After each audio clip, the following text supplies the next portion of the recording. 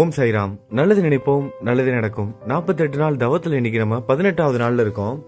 சுவாமி அவர்கள் நேத்தி என்ன சொல்லிட்டு போனாரு, அதாவது அமரபுரத்திலிருந்து கந்தர்வபுரத்திற்கு போயிட்டாரு. ஆனா அவர் போகும்போது கூட அவரோட பாதுகையை பிரதிஷ்டை செய்தாரு. அது மட்டும் இல்லாம அன்னபூர்ணி சிலையையும் பிரதிஷ்டை செய்ததுக்கு அப்புறம் அங்க இருக்கிற தேவதைகள்கிட்ட சொல்லிட்டு போனார், யாரெல்லாம் இங்க இந்த பாதுகைகளை பூஜை செய்கிறாங்களோ, அது மட்டும் இல்லாமல் இந்த அத்தி மரத்தை 7 முறை நீரால அபிஷேகம், அந்த அத்தி மரத்துக்கு தண்ணி ஊற்றுறது தான் அதை சொல்கிறாங்க.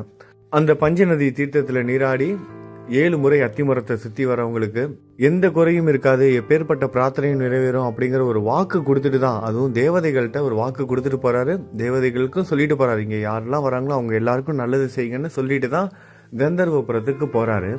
இதை கேட்ட நாமதாரகன் கேட்குறாரு சித்தமுனிவர்கிட்ட, சரி சுவாமி சொன்ன மாதிரி ஏதாவது நடந்துச்சா அந்த இடத்துல, வந்த பக்தர்களுக்கு சுவாமி எந்த மாதிரிலாம் அருள் புரிந்தாரு அதெல்லாம் சொல்லுங்க, நான் கேட்கணும்னு ஆவலா இருக்கேன்னு நாமதாரகன் கேட்டவொடனே சித்தமுனிவரும் சந்தோஷத்தோட ஒரு கதையை சொல்றாரு. நிறைய பேர் பலன் அடைஞ்சிருக்காங்க, ஒருத்தங்களா 2 பேரா, எண்ணற்ற பக்தர்கள், பக்தியோட வந்தவங்க, இக்கட்டான நிலையில இருந்தவங்க, வாழ்க்கையில் விளிம்பு நிலையில இருந்தவங்களுக்கு கூட சாமி அருள் புரிஞ்சிருக்காரு. யாரெல்லாம் சாமி சொன்ன மாதிரி அந்த தீர்த்தத்தில் நீராடி அத்தி மரத்தை 7 முறை சுற்றி வந்தாங்களோ அவங்க எல்லாருக்கும் நல்லது நடந்திருக்கு அப்படிங்கிறதெல்லாம் சொல்லிட்டு ஒரு உதாரணத்துக்கு ஒரே ஒரு சம்பவத்தை மட்டும், ஒரே ஒரு கதையை மட்டும் சொல்றாரு. அந்த அமரபுரம் பக்கத்திலேயே சிரோலா அப்படிங்கிற ஒரு கிராமம் இருக்கு. அங்க ஒரு பிராமணர் இருக்காரு. அவரோட மனைவியும் ரொம்ப நல்ல குணம் படைச்சவங்க, பதிவிரதை, ஒரு பத்தினி பெண், ரொம்ப நல்லவங்க. அப்படி இருந்தும் கூட அவங்களுக்கு குழந்தைகளே இல்லை. 5 குழந்தைகள் பிறந்தாங்க, அதுவும் பசங்க. 5 ஆண் பிள்ளைகள் பிறந்தும் கூட ஒரு குழந்தை கூட உயிரோட இல்லை, எல்லா குழந்தையும் இறந்து போயிடுச்சு. அதனால அவங்க எல்லா கடவுளையும் வணங்குறாங்க, என்னென்னமோ பூஜையெல்லாம் செய்யறாங்க, எப்படியோ விரதம்லாம் இருக்கிறாங்க. ஆனா எந்த ஒரு பலனும் இல்லை. மனமுடைஞ்சு அவங்க ஒரு ஜோதிடரை பார்த்து, எதனால இந்த மாதிரிலாம் நடக்குது, நான் அப்படி என்ன பாவம் செய்தேன் அப்படின்னு அந்த ஜோதிடரை போய் ஒரு புகழ்பெற்ற ஒரு ஜோதிடரை போய் பார்க்குறாங்க. அந்த ஜோதிடரும் அவங்க என்ன சொல்றாரு அப்படின்னா, நீங்க முன் ஜென்மத்தில் நிறைய பாவம் செய்திருக்கீங்க, அந்த பாவத்தினால தான் இந்த பிறவியில இந்த மாதிரியான நீங்க கஷ்டத்தை அனுபவிக்கிறீங்க. யார் ஒருவர் பெண்களின் கர்ப்பத்தை அளிக்கிறார்களோ, பசுக்களை குதிரைகளை துன்புறுத்துவார்களோ, மற்றவர்களின் பணத்தை திருடுவார்களோ, அல்லது கடனாக பெற்று திருப்பி தராமல் இருந்தாலும் அவர்கள் அடுத்த பிறவியில் குழந்தை பேறு பெறமாட்டார்கள். அப்படி குழந்தைகள் பிறந்தாலும் இறந்து விடுவார்கள் அப்படிங்கறத அந்த ஜோதிடர் சொல்லிட்டு, இவங்க இந்த பெண்மணி போன ஜென்மத்துல செய்த அந்த ஒரு தவறை சொல்றாரு. போன ஜென்மத்துல இந்த பெண்மணி ஒரு பிராமணரிடம் இருந்து 100 ரூபாய் கடனா வாங்கியிருக்காங்க. கடனா வாங்கினதுக்கு அப்புறம் அவங்க திருப்பி கொடுக்கவே இல்லை. அதுக்கப்புறம் இவங்க பணம் கையில இருந்தும் கூட அந்த கடன் கொடுத்தவர் பல முறை கேட்டும் பணம் கொடுக்கவே இல்லை. அவருக்கு ரொம்ப கஷ்டம் அந்த டைம்ல. ஆனா இந்த பெண்மணி கிட்ட பணம் இருக்கு, அப்படி இருந்தும் கூட பணம் கொடுக்காம ஏமாத்திடுறாங்க. அவருக்கு பண கஷ்டம் தாங்க முடியல. ஒரு கட்டத்துல மனமுடைந்து அந்த கடன் கொடுத்தவர் தற்கொலை செய்து இறந்து போயிட்டாரு. அந்த பாவத்தால தான் உனக்கு குழந்தைகள் பிறக்காம இருக்கு. அது மட்டும் இல்லாம அந்த இறந்து போனார்ல, அவருக்கு ஈம சடங்குகள் செய்வதற்கு கூட யாருமே இல்லையா, சொந்தக்காரங்க யாருமே இல்லையா, பசங்க குழந்தைங்கன்னு யாருமே இல்லாததுனால ஈம சடங்குகள் கூட அவருக்கு செய்யலையா. அதனால அந்த ஜோதிடர் என்ன சொல்றாரு, அவருக்கு நீயே ஈம சடங்குகள் செய்யணும், நீங்க தான் ஈம சடங்குகள் செய்யணும். அதே மாதிரி தான் அந்த தற்கொலை செய்து கொண்டார்ல, அவரோட கோத்திரத்திலேயே பிறந்த ஒரு பிராமணருக்கு 100 ரூபாயை நீங்க தானமா அது கொடுக்கணும். அது மட்டும் இல்லாமல் 1 மாத காலம் கிருஷ்ணா நதிக்கரையில் உள்ள பஞ்சகங்கா சங்கமத்தில் நீராடி விரதம்லாம் இருந்து 7 முறை அத்தி மரத்திற்கு அபிஷேகம் செய்து அதை சுற்றி பூஜை செய்து ஸ்ரீ குரு பாதுகைகளும் அங்க இருக்குல்ல, அந்த பாதுகைகளுக்கு கூட நீங்க பூஜை மற்றும் அபிஷேகம் இதெல்லாம் செய்தீங்க அப்படின்னா ஸ்ரீ நரசிம்ம சரஸ்வதி சுவாமிகளின் அருளை பெற்று உன்னோட பாவங்கள்லாம் நீங்கிரும், நீண்ட ஆயுளுடைய மகன் பிறப்பான் அப்படிங்கிற ஒரு பரிகாரத்தை அந்த ஜோசியர் சொல்றாரு. அப்பொழுது அந்த பெண், ஐயா நான் மிக மிக ஏழை, இந்த ஜென்மத்துல அவங்க ரொம்ப ஏழையா இருக்காங்க, இந்த பிறவியில என்னிடத்தில் தானம் செய்வதற்கு பணம் எதுவுமே இல்லை. ஆனால் நீங்கள் கூறியதை போல் 1 மாத காலம் அந்த புண்ணிய தலத்தில் ரொம்ப பக்தியோட நான் சேவை செய்யறேன். 1 மாத காலம் அங்கேயே தங்கியிருந்து அந்த பாதுகைகளுக்கு பூஜை செய்யறது, அந்த இடத்த பராமரிக்கிறது, அத்தி மரத்தை 7 முறை சுத்தி வர்றது, எல்லாம் நான் செய்யறேன். 1 மாதம் அங்கேயே தங்கியிருந்து எந்த விரதம் வேணாலும் நான் இருக்கிறேன். ஆனா நீங்க சொல்ற மாதிரி என்னால 100 ரூபாய் வந்து தானமா கொடுக்குற அளவுக்கு என்கிட்ட பணம் இல்ல அப்படின்னு சொல்றாங்க. இந்த ஜோதிடரும் சரி பரவாயில்ல, நீங்க அந்த தலத்துக்கு போய் நான் சொன்ன மாதிரி எல்லாம் நீங்க செய்யுங்கன்னு சொல்லி அனுப்பி வைக்கிறாங்க. இந்த பெண்மணியும் சந்தோஷத்தோடையும் நம்பிக்கையோடையும் அந்த புண்ணிய தலத்துக்கு சென்று மிகவும் பக்தியோட அந்த சங்கமத்திலும் பாபநாசத்திலும் காமிய தீர்த்தத்திலும் நீராடி 7 முறை நீரினால் அத்திமரத்தையும் குருவின் பாதுகைகளையும் அபிஷேகம் செய்து விரதம் இருந்து அத்திமரத்தை சுற்றி பூஜை செய்து வந்தாள். இப்படியே நடந்துகிட்டு இருக்கு. இப்படி இருக்கும்போது இப்படி 3 நாட்கள் முடிஞ்சதுக்கு அப்புறம் 3ஆம் நாள் இரவு கனவில் அந்த பிசாசு தோன்றுது. அதாவது போன ஜென்மத்துல கடன் கொடுத்து அந்த ஏமாந்தாங்கள அந்த ஆத்மா கனவுல வந்து வருது. ஏ பெண்ணே, நீ என் பணத்தை எடுத்துக்கொண்டு திருப்பி தராமல் இங்கு இந்த மரத்தை சுற்றி பூஜை செய்கிறாயா? என்னோட பணத்தை நீ கொடுக்காம ஏமாத்திட்ட. அது ஏமாத்தினது மட்டும் இல்லாம இப்ப நீங்க வந்து பூஜை செஞ்சுக்கிட்டு இருக்க. என் பணத்தை திருப்பி கொடு, இல்லாவிட்டால் உன் வம்சத்தை நாசமாக்கி விடுவேன் அப்படிங்கிற அந்த ஆத்மா, அந்த சாந்தமடையாத ஆத்மா பிசாசா வந்து கனவுல வந்து மிரட்டுது. உன்னோட வம்சத்தையே நாசமாக்கிடுவேன், அது மட்டும் இல்லாம உன்னையே கொண்டுருவேன், என்னோட பணத்தை கொடு அப்படின்னு சொல்லிட்டு அந்த ஆத்மா அந்த பிசாசு என்ன பண்ணுது, இவள் மேல பாயுது. இவ பயந்து போய் கண்விழிச்சு எந்திரிக்கிறா, கனவு தெளிஞ்சு எந்திரிக்கிறா. பயந்து போன இவ அத்தி மரத்தை நோக்கி ஓடுற. அத்தி மரத்து பக்கத்துல போன உடனே அங்கு குருமூர்த்தி ஸ்ரீ நரசிம்ம சரஸ்வதி அவர்கள் தோன்றி அவளை தன் அருகாமையில் வைத்துக் கொண்டு அந்த பெண்ணை தன்னோட பக்கத்துல வச்சுக்கிட்டு அந்த பிசாசை பார்த்து கேட்கிறாரு, என்னோட பக்தியை நீ ஏன் இப்படி துன்புறுத்துற அப்படின்னு சுவாமி கேட்டதும் அந்த பிசாசு சொல்லுது, முற்பிறவியில என்கிட்ட பணத்தை வாங்கிட்டு இவ என்னை ஏமாத்திட்டா, இவ செய்த துரோகத்தினாலதான் நான் இப்ப பிசாசா இருக்கிறேன். உங்கள மாதிரியான ஒரு யோகிகள் இவ்வளவு மாதிரி ஒரு விரோதிக்கு, இவ்வளவு மாதிரி ஒரு கெட்டவளுக்கு நீங்க வந்து அடைக்கலம் கொடுக்கலாமா? இது ரொம்ப ரொம்ப நல்லது இல்ல அப்படின்னு அந்த பிசாசு சுவாமியை பார்த்து சொல்லுது, இவ ரொம்ப கெட்டவ, இவ எவ்வளவு பெரிய தவறு செய்திருக்கா தெரியுமா, இவ என்னை ஏமாத்திட்டா, எனக்கு துரோகம் பண்ணிட்டா, இவளாலதான் நான் பிசாசா இருக்கேன், இவளுக்கு போய் நீங்க அடைக்கலம் கொடுக்குறீங்களே சாமின்னு அந்த பிசாசு சுவாமியை பார்த்து கேட்டோன்னே சுவாமி கொஞ்சம் கோபம் அடைந்து சொல்றாரு, நீ பண்றது கொஞ்சம் கூட சரியில்லை. இவ உங்ககிட்ட கடன் வாங்கி அந்த தவறு செய்ததெல்லாம் முற்பிறவியில, ஆனா இப்ப இவ என்னோட பக்தை, அது மட்டும் இல்லாம உனக்கு பணம் கொடுப்பதற்கு இவள்கிட்ட பணமும் கிடையாது, இப்ப இவ ஏழையாக இருக்கிறா. நான் சொல்றத கேட்ட அப்படின்னா உனக்கு வந்து இந்த பிசாசு ரூபம் போய் உன்னோட ஆத்மா சாந்தி அடையும், இல்லைன்னா நீ கடைசி வரைக்கும் இப்படியே பிசாசாவே சுத்த வேண்டியதுதான் அப்படின்னு அந்த சாந்தமடையாத ஆத்மாவை பார்த்து சுவாமி சொன்னதும் அந்த பிசாசும் வந்து சம்மதிக்குது. சுவாமி, எனக்கு இந்த பிசாசு ரூபம் வேணாம், என்னை சாந்தப்படுத்தி எனக்கு வந்து முக்தி கொடுங்க அப்படின்னு அது அந்த ஆத்மாவும் கேட்குது. அப்பொழுது ஸ்ரீ நரசிம்ம சரஸ்வதி சுவாமி அவர்கள் சொல்றாரு, இங்க பாருமா, நீ போன ஜென்மத்துல தவறு செய்துட்ட, இப்ப இதுல இருந்து தப்பிக்கிறதுக்கு ஒரே ஒரு வழிதான் இருக்கு.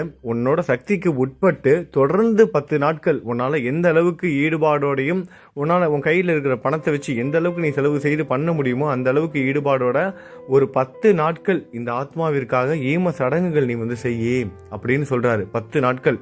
அப்படி 10 நாட்கள் செய்த அப்படின்னா இந்த பிசாசுக்கு மோட்சமும் கிடைக்கும். அதாவது இந்த பிசாசுவோட ரூபம் வந்து போயிடும். அது மட்டும் இல்லாம உனக்கும் வந்து அந்த பிரம்மஹத்தியா தோஷமும் நீங்கிரும். ஒரு பிராமணர் வந்து உன்னால வந்து செத்துருக்காரு, அந்த தோஷமும் உன்னை விட்டு நீங்கிரும். அது மட்டும் இல்லாம நீ என்ன பண்ணணும், இந்த அத்தி மரத்திற்கு பூஜைகள் செய். இதெல்லாம் நீ செய்த அப்படின்னா இந்த பிசாசு வந்து நற்கதி அடைஞ்சிரும். அதுக்கப்புறம் உனக்கு பிரம்மஹத்தியா தோஷமும் நீங்கிரும். இது மட்டும் இல்லாம உனக்கு வந்து குழந்தையும் பிறக்கும் அப்படின்னு சொல்றாரு. சொன்னதுக்கு அப்புறம் இந்த பெண்மணியும் வந்து தொடர்ந்து 10 நாட்கள் வந்து பூஜைகள் செய்யறா. இதெல்லாம் நடந்துகிட்டு இருக்கும்போது மீண்டும் ஒரு நாள் குருநாதர் கனவில் தோன்றி 2 தேங்காயை அவளுக்கு கொடுத்து, உன்னோட விரதம் வந்து பூர்த்தி ஆகிருச்சு, இந்த 2 தேங்காய்களை பூஜைக்கு உபயோகித்து அதை உண்ணுங்கள் அப்படின்னு கணவன் மனைவியை பார்த்து சொல்றாரு. கணவன் மனைவி 2 பேரும் அதை சாப்பிடுங்க, உன்னோட விரதம் வந்து பூர்த்தி ஆகிருச்சு அப்படின்னு சொல்லிட்டு 2 தேங்காயை கொடுத்து இதை வந்து பூஜைக்கு வந்து பயன்படுத்தி சாமியெல்லாம் கும்பிட்டதுக்கு அப்புறம் இந்த 2 தேங்காயை சாப்பிடுங்க, உங்களுக்கு குழந்தைகள் பிறப்பார்கள் என்று கூறி மறைந்து விட்டார். இப்ப சுவாமிகள் கொடுத்த இந்த 2 தேங்காய் இதெல்லாம் வந்து பாத்தீங்கன்னா கனவுல நடக்குது. ஆனா இவள் கனவு தெளிந்து எழுந்திருக்கும் போது அவ பக்கத்திலேயே உண்மையாகவே 2 தேங்காய் இருக்கு. உடனே அவள் என்ன பண்றா, அந்த பெண் வந்து உடனே தன்னோட கணவருக்கு வந்து இந்த விஷயத்தெல்லாம் சொல்றா. சுவாமி கனவுல வந்தது, தேங்காய் கொடுத்தது, உண்மையாவே தன்னோட பக்கத்துல 2 தேங்காய் இருக்கு. இதெல்லாம் சொன்னதுக்கு அப்புறம் சுவாமி சொன்ன மாதிரி அந்த தேங்காயை வந்து பூஜைக்கு பயன்படுத்துறாங்க. அத்தி மரத்துக்கு வந்து பூஜை செய்யறாங்க தேங்காயை பயன்படுத்தி. இது மட்டும் இந்த பூஜைகள் எல்லாம் முடிஞ்சதுக்கு அப்புறம் தேங்காயை 2 பேரும் சாப்பிட்றாங்க. சாப்பிட்டுட்டு சாமி கும்பிட்டுட்டு தன்னோட கிராமத்துக்கு வராங்க. சுவாமி ஆசீர்வதிச்ச மாதிரியே குழந்தைகளும் பிறக்கிறாங்க. 2 ஆண் குழந்தைகள் வந்து பிறக்கிறாங்க. காலங்கள் ஓடுது. முதல் பையனுக்கு வந்து 7 வயது ஆகுது, இரண்டாவது பையனுக்கு 3 வயது ஆகுது. அப்ப முதல் பையனுக்கு வந்து உபநயனம் செய்யறாங்க, இரண்டாவது பையனுக்கு வந்து 3 வயது ஆகுது. அவனுக்கு வந்து முதல் முறையாக வந்து முடி எடுக்கிறாங்க, மொட்டை அடிக்கிறாங்க. அதுக்கு தேவையான ஏற்பாடுகள்லாம் செய்துட்டு இருக்கும்போது அந்த முகூர்த்த நேரத்திற்கு முதல் நாள் மூத்தவனுக்கு பக்கவாத நோய் வந்துருது. அந்த 7 வயசு பையனுக்கு அடுத்த நாள் வந்து உபநயனம் செய்யணும். முதல் நாள் வந்து அந்த பையனுக்கு வந்து பக்கவாதம் வந்துருது. நாளைக்கு உபநயனம்னா இன்னைக்கு பக்கவாதம் வந்துருது. 3 நாள் உடல்நிலை சரியில்லாம இருக்கான், ரொம்ப கஷ்டப்படுறான். கடைசியில அந்த பையன் இறந்து போயிட்டான் பையன். எப்பேற்பட்ட குழந்தை அந்த குழந்தை, யாருக்கு ஆசீர்வாதத்தால பிறந்த குழந்தை, எங்க போய் எப்பேற்பட்ட தோஷம்லாம் நீங்கி அவங்க எவ்வளோ கஷ்டப்பட்டு எவ்வளோ விரதம் இருந்து எப்பேற்பட்ட கண்டத்துக்கு அப்புறம் பிறந்த பையன் இப்படி 7 வயது வந்து உபநயனம் இருக்கிற போது இறந்து போனால் அந்த அம்மாவுக்கு எப்படி இருக்கும்? கதறி அழுகுறாங்க. அந்த பையனோட உடல் மீது தாங்கி அழுகுறாங்க, சாய்ந்து அழுகுறாங்க. மகனே அப்படின்னு கதறாங்க.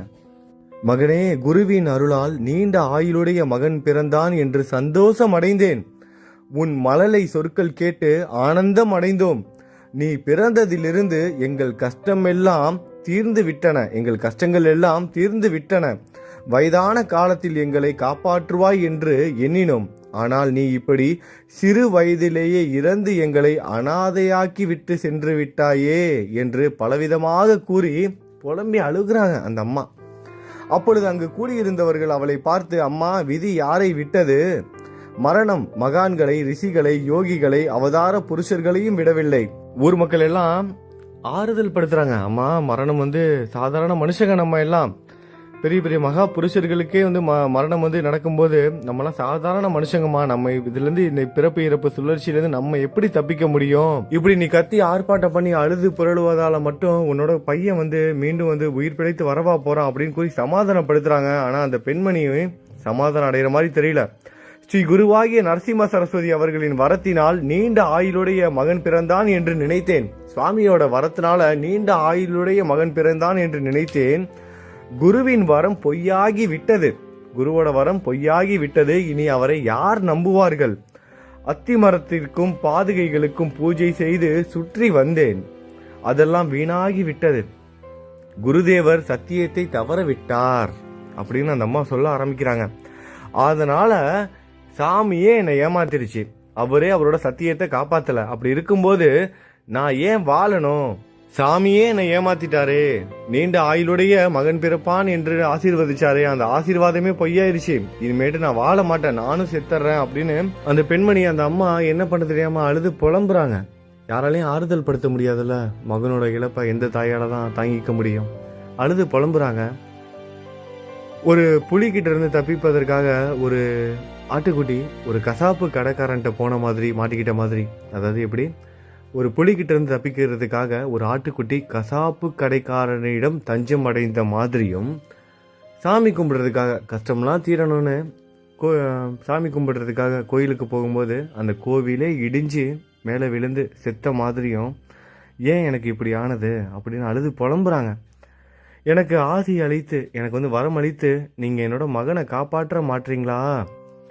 என் மகனை காப்பாற்றலாம்ல சாமி, என் மகனுக்கு உயிர் கொடுக்கலாம்லன்னு கதறி அழுகிறாங்க. இரவு முழுவதும் அந்த பெண் அழுது கொண்டே இருக்கா. மறுநாள் காலையிலும் அதே தான் நடந்துக்கிட்டு இருக்கு. அந்த இருக்கிற ஊர் மக்கள் எல்லாரும் ஒன்று கூடி, அம்மா, உன்னோட இந்த பிடிவாதத்தை வந்து விட்டுரு. ஏன்னா அந்த பெண்மணி வந்து தன்னோட பையனோட உடலை வந்து விடலை. அந்த பையனோட உடலை வந்து கட்டி அணைச்சிக்கிட்டே தான் அழுதுகிட்டே இருக்காங்க. எல்லாரும் ரொம்ப கேட்டுக்கிறாங்க, தயவுசெய்து உன்னோட பிடிவாதத்தை வந்து விட்டுருமா, ஏன்னா இந்த ஈம சடங்குகள்லாம் செஞ்சாகணும், இறுதி காரியம்லாம் செய்தாகணும். நாள் ஆயிடுச்சு, ஏன்னா அடுத்த நாளும் வந்துருச்சு. அடுத்த நாள் ஆகியும் வந்து அந்த பெண்மணி அழுதுகிட்டே இருக்கா. தன்னோட பையனோட அந்த குழந்தையோட உடலை வந்து கொடுக்க மாட்டான். என்னோட குழந்தைய நீங்க எரிக்க போறீங்கன்னா சொல்லுங்க, நானும் சேர்ந்து அந்த அக்னியிலே எரிந்து விடுகிறேன் அப்படின்னு சொல்லி அழுகிறா. தன்னோட குழந்தைய மார்பில் அணைத்து கொண்டு தரமாட்டேன்னு அழுகிறா. யார் சமாதானப்படுத்தியும் சமாதானமாகல. அங்க இருக்கிற ஊர் மக்களுக்கு என்ன பண்றதுன்னு புரியல. ஏன்னா வந்து அந்த சடங்குகள் செய்தாகணும். ஏன்னா குழந்தையோட உடல் இறந்து நாள் ஆகிருச்சு, அடுத்த நாளும் ஆகிருச்சு. இறுதி காரியங்கள் செய்தாகணும், என்ன பண்றதுன்னு தெரியல. எல்லாரும் வந்து எப்படியாவது இந்த பெண்ணோட மனசை மாத்திர மாட்டோமான்னு என்னென்னமோ பேசி பார்க்குறாங்க. ஆனால் அவள் தன்னோட குழந்தையோட உடலை வந்து விடுறதா இல்லை. என்னோட குழந்தையோட உடலை நீங்கள் எரிக்கிறீங்கன்னா நானும் அதை சேர்ந்து எரியிறேன்னு பிடிவாதமாக இருக்கா. அந்த நேரத்தில் பிரம்மச்சாரி வேடத்தில் ஸ்ரீ குருவாகிய நரசிம்ம சரஸ்வதி அவர்கள் அங்க வராரு, ஒரு பிரம்மச்சாரி வேடத்துல அங்க வராரு. வந்ததுக்கு அப்புறம் என்ன நடந்தது, அந்த பெண்ணோட மனதை மாற்றினாரா இல்ல அந்த குழந்தைக்கு மீண்டும் உயிர் கொடுத்தாரா, என்ன நடந்தது அப்படிங்கிறத நம்ம நாளைக்கு பதிவில் பார்க்கலாம். நல்லது நினைப்போம், நல்லது நடக்கும். ஓம் சாய்ராம்.